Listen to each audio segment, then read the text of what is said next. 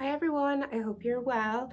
Today I'm going to read you a little excerpt from my favorite book ever, which is Peter Pan. So I have a big book of stories here, and in my book I have a little excerpt from Peter Pan.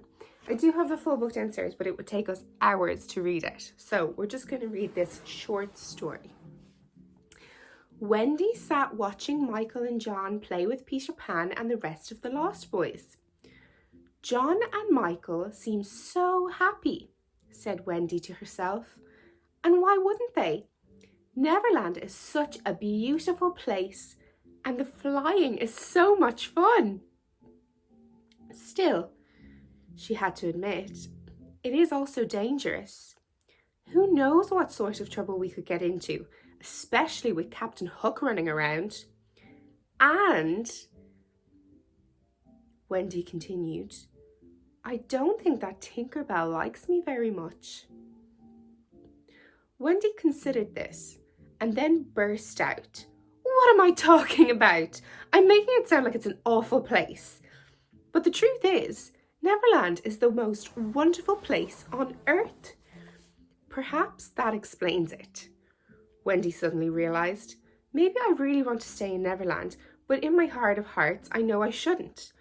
After all, Mother and Father must miss us terribly, and we miss them too. Oh, and what about Nana? Wendy began to fret. She must worry about us endlessly. That settles it. Wendy stood up abruptly. We must leave for home immediately. But if I stay, Wendy stopped herself, I'll never have to grow up. Wendy thought about the pros and cons about never getting older. Then again, I always wanted to be an adult someday, she concluded. Just then, Peter Pan swooped down beside her. What are you doing, Wendy? Peter asked. Oh, nothing, Wendy told him. Then why don't you come join us? He suggested. I will, in a minute. All right, but last one there is a rotten. And Peter took off before he could finish his sentence. How can I ever leave Peter and the Lost Boys? Wendy wondered. They need me so much.